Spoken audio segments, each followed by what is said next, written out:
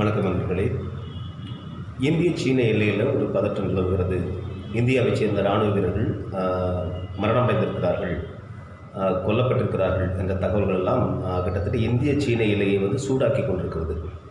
முதல்ல அந்த அடிப்படையில் இந்தியா சீனாவுக்கு இருக்கக்கூடிய பிரச்சனை என்ன அப்படிங்கிறத நம்ம முதல்ல பார்க்கணும். நம்ம குறிப்பாக நீங்கள் பார்த்தீங்கன்னா இந்தியாவுக்கும் சீனாவுக்கும் இடையில் இருக்கக்கூடியது ஒரு 3400 கிலோமீட்டர் அந்த எல்லை பகுதி இருக்குது. ரெண்டு நாடுகளுக்கும் நடுவில் 3400 கிலோமீட்டர், 3500 கிலோமீட்டர் என்று வைத்துக் கொள்ளலாம். ஒரு கிலோமீட்டர் தொலைவு கொண்ட எல்லைப்பகுதி. இப்போது என்ன அடிப்படை பிரச்சனைன்னு பார்த்தோம் அப்படின்னா, இப்போ பாகிஸ்தானுக்கும் இந்தியாவுக்கும் இடையில் இருக்கக்கூடிய எல்லைப்பகுதியில் அங்கே இரும்பு வேலிகள் அமைக்கப்பட்டிருக்கின்றன. இதே போன்று பிற நாடுகளோடு இருக்கக்கூடிய எல்லைகள் எல்லாம் ஒரு எல்லைகள் குறிக்கப்பட்டு எல்லை கற்கள் வைக்கப்பட்டு அங்கே வேலிகள் போடப்பட்டிருக்கின்றன. ஆனால் இந்த இந்தியாவுக்கும் சீனாவுக்கும் இடைப்பட்ட இந்த 3500 கிலோமீட்டர் தொலைவில் உள்ள இந்த எல்லை பகுதியில் பார்த்திங்கன்னா எந்த ஒரு எல்லை கற்களும் கிடையாது, ஒரு இரும்பு வேலிகளும் கிடையாது. இதுதான் இந்த இந்திய சீன எல்லையினுடைய பிரச்சனைக்கு அடிக்கடி எழக்கூடிய இந்த பிரச்சனைக்கான அடிப்படை காரணமாக நம்ம பார்க்கணும். இதை முதல்ல இது ஏன் அந்த இடத்துல எல்லை கோடுகள் போட முடியல, ஒரு இரும்பு வேலிகளை அமைக்க முடியல அப்படின்னா அதனுடைய இட அமைப்பு அவ்வளோ ஒரு கடினமான இட அமைப்பு. குறிப்பாக பார்த்திங்கன்னா ஒரு பாறைகள் நிறைந்த, பள்ளத்தாக்குகள் நிறைந்த, ஆறுகள் நிறைந்த, ஒரு பனி மலைகள் நிறைந்த ஒரு இடம் அது. அதனால் அதன் காரணமாக அந்த எல்லைப்பகுதியை நீங்கள் இந்த எல்லை கற்களையோ இல்லை இரும்பு வேலிகளையெல்லாம் கொண்டு போய் அங்கே நடுவது என்பது மிகவும் ஒரு கடினமான ஒரு பணியாகத்தான் இருக்கிறது.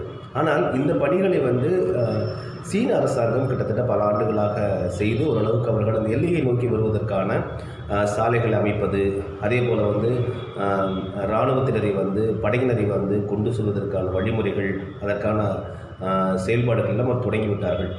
இந்தியாவும் அப்போ என்ன செய்கிறாங்க அப்படின்னா, இதுபோன்று நம்முடைய படை வீரர்களும் எல்லைப் பகுதிக்கு எவ்வளோ ஒரு அவசரமான தேவை ஏற்பட்டாலோ அது விரைவாக செல்ல வேண்டும் என்ற காரணம் இருந்தால் அந்த தருணத்தில் அந்த எல்லையை நோக்கி அவர்கள் சென்றடைவதற்கான வழிமுறைகளை, பாதைகளை உருவாக்குவதற்கான பணியில் இவர்கள் ஈடுபட்டாங்க.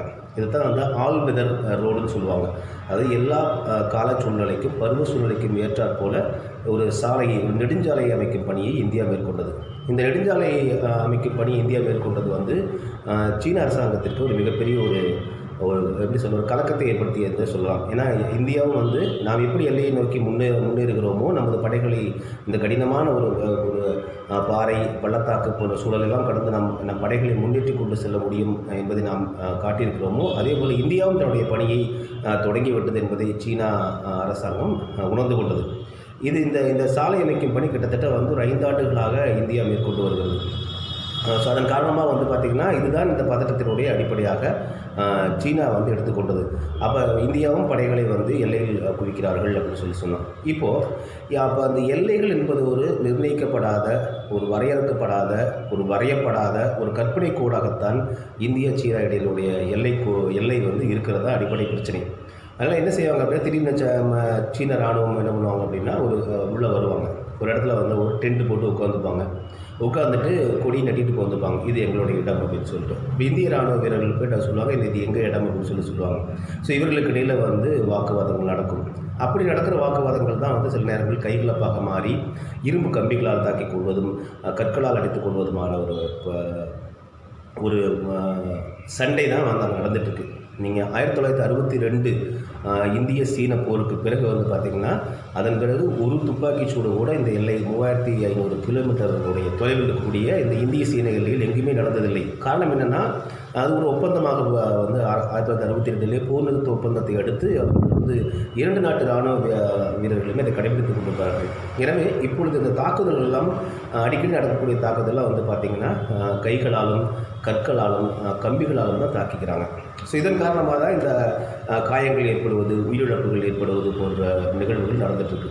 ஆனால் இப்போ பார்த்தா நம்ம கடந்த 2 நாட்களுக்குள் கிட்டத்தட்ட 20 வீரர்களை நாம் இழந்திருக்கிறோம் என்ற ஒரு அதிர்ச்சி செய்தி தான் இந்தியா மட்டுமல்ல உலக அரங்கிலேயே ஒரு பெரிய ஒரு அதிர்வலைகளை உருவாக்கி இருக்கிறது என்று சொல்லலாம்.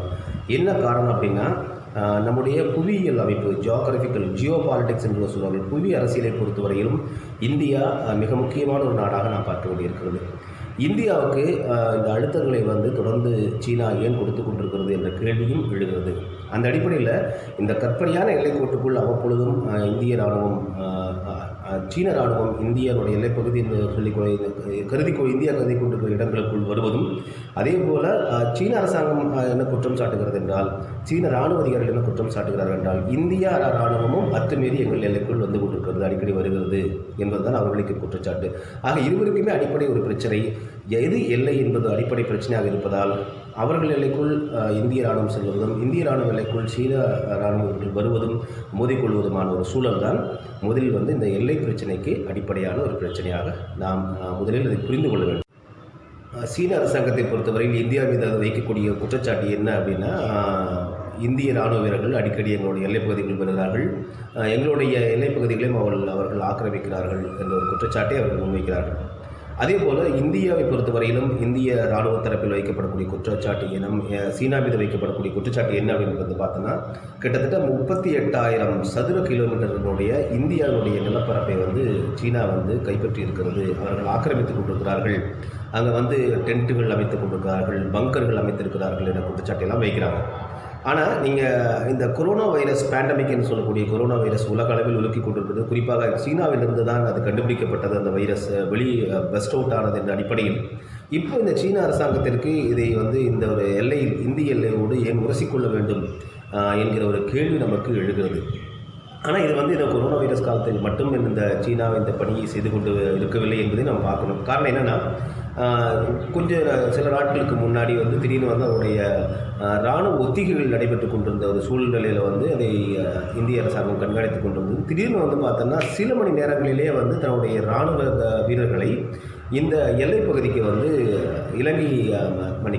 சீன அரசாங்கம் வந்து கொண்டு வராங்க. இது வந்து என்னென்னா ஒரு அதிர்ச்சியை ஏற்படுத்தியது உலக அளவில்.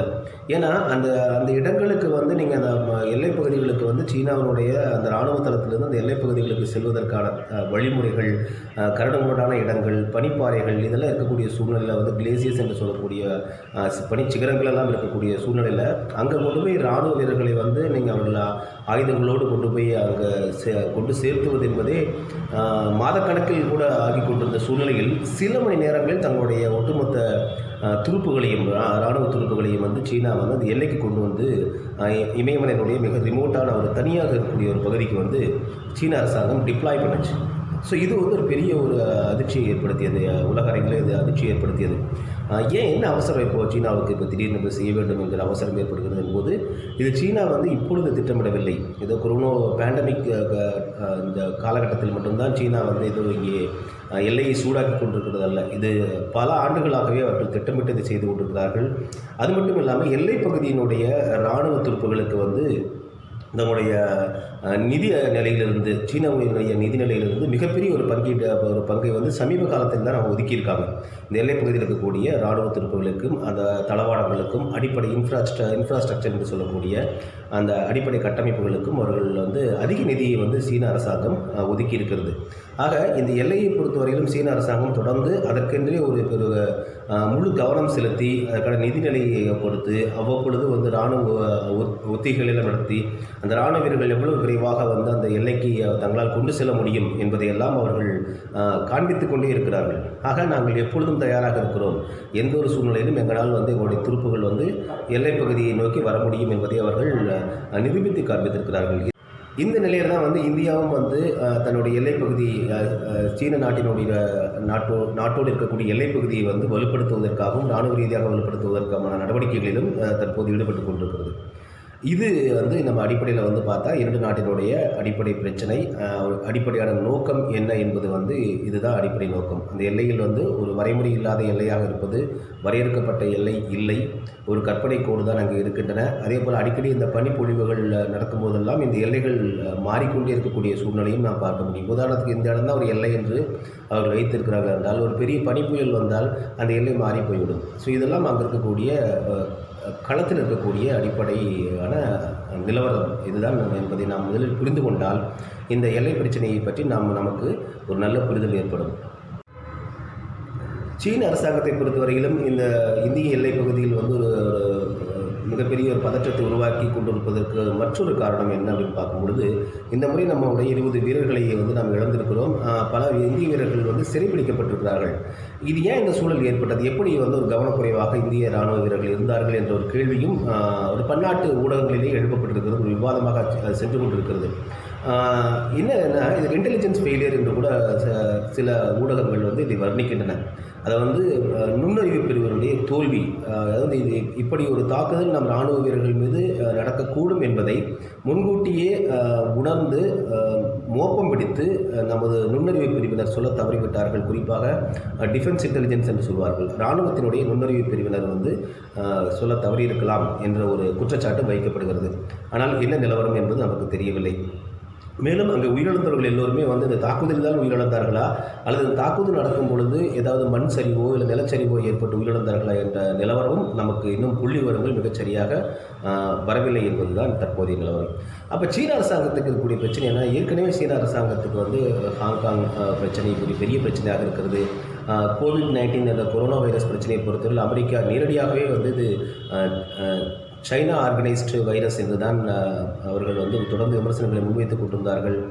எனவே ஏற்கனவே நீங்கள் வந்து பார்த்திங்கன்னா உலக அளவில் இன்றைக்கி வந்து மிக வலிமையான நாடுகளாக இருக்கக்கூடிய வந்து பொருளாதார ரீதியிலும் அதே போல் வந்து இராணுவ ரீதியிலும் ஒரு மிக வலிமையான நாடுகளாக இருக்கக்கூடியதில் வந்து அமெரிக்கா, ரஷ்யா, சைனா ஆகிய நாடுகள் இருக்கின்றன. அந்த வகையில் வந்து பார்க்கும்போது இப்போ குறிப்பாக சீன அரசாங்கத்திற்கு இருக்கக்கூடிய அழுத்தம் என்னவென்றால், அமெரிக்கா தன் மீது மறைமுகமான அழுத்தத்தை எப்பொழுதெல்லாம் வைக்குமோ அப்பொழுது நேரடியாக அமெரிக்காவிற்கு தன் அழுத்தத்தை வந்து சீனா வைக்காது. காரணம் என்னவென்றால், நிலப்பரப்பு அடிப்படையில் உடனடியாக அவர்களுக்கு அழுத்தத்தை தரக்கூடிய இடத்தில் சீனா இல்லை. அதுக்கு பதிலாக யார் வந்து இவர்களுக்கு வந்து அமெரிக்காவுக்கு ஆதரவாக இருக்கிறார்களோ, அமெரிக்கா யாருக்கு அழுத்தம் கொடுத்தால் அமெரிக்காவுக்கு அந்த அழுத்தம் வந்து அது அழுத்தமாக மாறுமோ என்பதெல்லாம் சீனா நன்கு உணர்ந்து வைத்திருக்கிறது.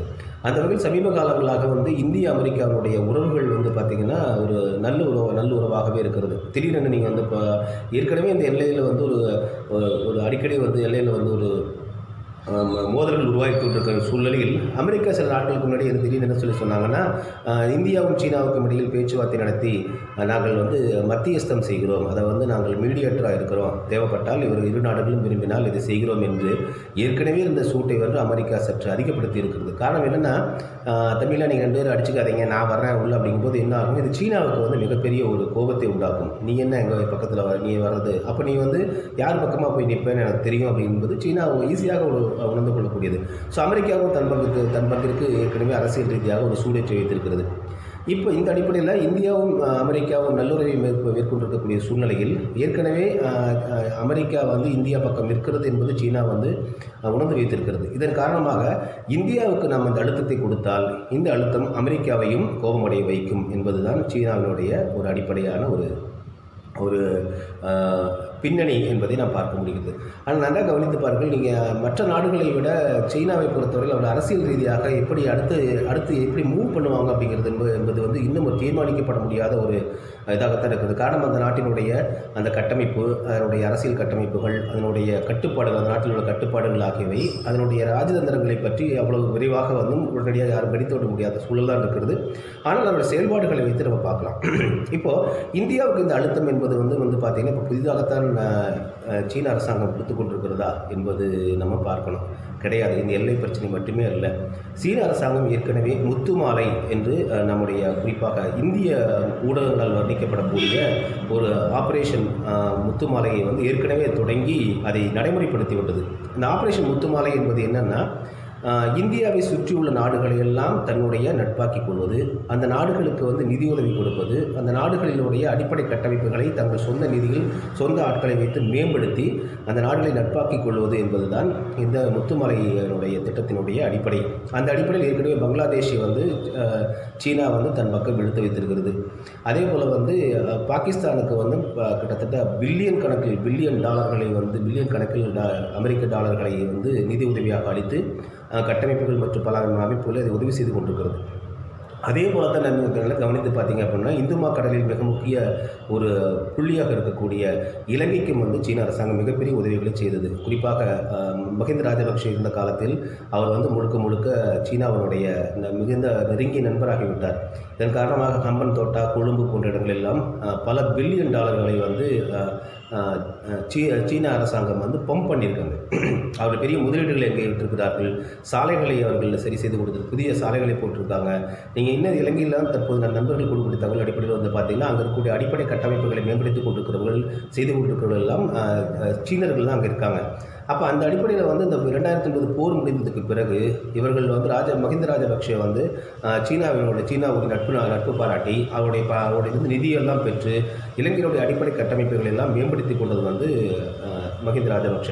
ஆக இந்தியாவை சுற்றி நெருங்கி இருக்கக்கூடிய நாடுகளான பங்களாதேஷ், பாகிஸ்தான், இந்த கீழே காலுக்கு கீழே இருக்கக்கூடிய வந்து இலங்கை ஆகிய நாடுகள் எல்லாம் அவர்கள் முதலீட்டை கொடுத்து நிதியுதவி கொடுத்து தங்கள் பக்கம் வைத்திருக்கிறது சீன அரசாங்கம். இதைத்தான் இந்தியாவை சுற்றி ஒரு முத்து மாலையை கோர்ப்பது போல, முத்துக்களை கோர்த்து ஒரு மாலையாக கோர்ப்பதை போல இந்த ஒரு திட்டத்தை சீனா வந்து தற்பொழுதில் அது ஏற்கனவே செய்து முடித்து விட்டது.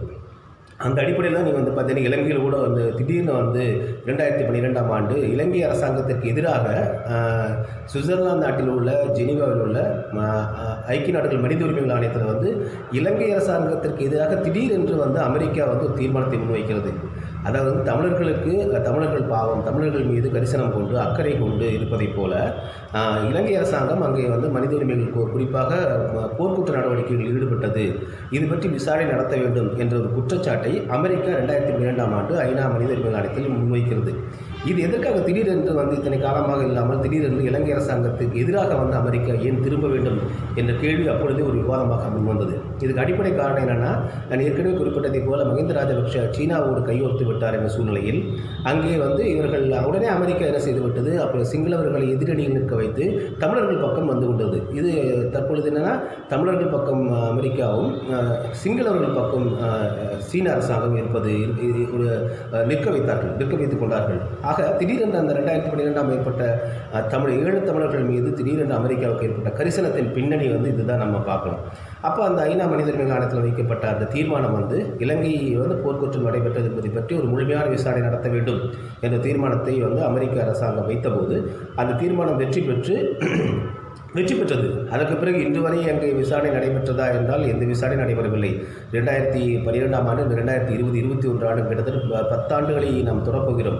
எந்த விசாரணை மேற்கொள்ளப்படவில்லை. ஆக அன்றைய சூழ்நிலையில் மஹிந்த ராஜபக்ஷவுக்கு ஒரு அழுத்தம் கொடுப்பதற்காகவும் சீனாவிற்கு ஒரு மறைமுகமாக ஒரு எதிர்ப்பை காண்பிப்பதற்காகவும் ஈழத்தமிழர்கள் பக்கம் வந்து அமெரிக்கா நின்று ஜெனீவா மனித உரிமைகள் மாநாட்டில் ஒரு முதலை கண்ணீர் வெடித்தது என்று தான் சொல்ல வேண்டும். காரணம் என்னவென்றால் அந்த தீர்மானத்தால் எந்த பலனும் ஏற்படவில்லை. அந்த தீர்மானத்தால் உலக அளவில் அந்த தீர்மானத்தை அங்கே நடந்த போர்க்குற்றம் தான் என்ற ஒரு எண்ணங்கள் தான் வெளியே வந்து உருவானதை தவிர எந்த ஒரு விசாரணையும் இதுவரை நடத்தப்படவில்லை. மீண்டும் 2009க்கு பிறகு 10 ஆண்டுகளுக்கு பிறகு எந்த மஹிந்த ராஜபக்ஷ வந்து அன்று 2009 முள்ளிவாய்க்காலோட இறுதிப் போருக்கு வந்து காரணமாக இருந்தாரோ அவர் மீண்டும் 10 ஆண்டுகள் கழித்து இலங்கையை தன்னுடைய கட்டுப்பாட்டுக்குள் கொண்டு வந்திருக்கிறார்.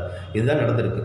ஆக அந்த 2012ஆம் ஆண்டு இந்த அமெரிக்கா வந்து ஐநா மனித உரிமைகள் ஆணையத்தில் இந்த தீர்மானத்தை கொண்டு வந்துட்டு 2015ஆம் ஆண்டே என்ன சொல்கிறது என்றால் அந்த தீர்மானத்தை நீர்த்து போக செய்ய வைக்கிறது. அதாவது என்னென்னா, இப்போ மீண்டும் மஹிந்த ராஜபக்ஷ வீட்டுக்கு அனுப்பப்பட்டு ரணில் விக்ரமசிங்கே வந்ததுக்கு பிறகு அமெரிக்காவினுடைய ஒரு நண்பர் ரணில் விக்ரமசிங்கே தான் விரும்பியவாறு 2012 தமிழர்களுக்கு ஆதரவாக நின்று கொண்டு மஹிந்த ராஜபக்ஷ தேர்தலில் விரட்டி அடித்து தமிழர்களுடைய துணையோடு மஹிந்த ராஜபக்ஷ வீட்டுக்கு விரட்டி அடித்துவிட்டு ரணில் விக்ரமசிங்கேவை ஆட்சிக்கு கொண்டு வந்த அமெரிக்கா மீண்டும் 2015ஆம் ஆண்டு 2014, 15ஆம் ஆண்டுகளில் இதே ஐநா மனித உரிமைகள் ஆணையத்தில் அந்த தீர்மானத்தை தான் 2012 கொண்டு வந்த தீர்மானத்தை நீர்த்து போகுமாறு செய்கிறது. ஆக அதனுடைய பர்பஸ் என்னவென்றால் மஹிந்த ராஜபக்ஷவையும் சீனாவையும் ஒரு அழுத்தம் கொடுக்க வேண்டும், அவர்களுக்கு அழுத்தம் கொடுக்க வேண்டும் என்பதுதான்.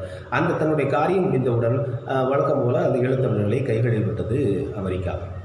ஆக இந்த சீனாவுக்கும் அமெரிக்காவுக்கும் இடையேயான இந்த போர் என்பது தொடர்ந்து நடைபெற்றுக் கொண்டே இருக்கிறது. யார் வல்லரசு, நீயா நானா என்கிற ஒரு போர் நடைபெற்றுக் கொண்டே இருக்கிறது.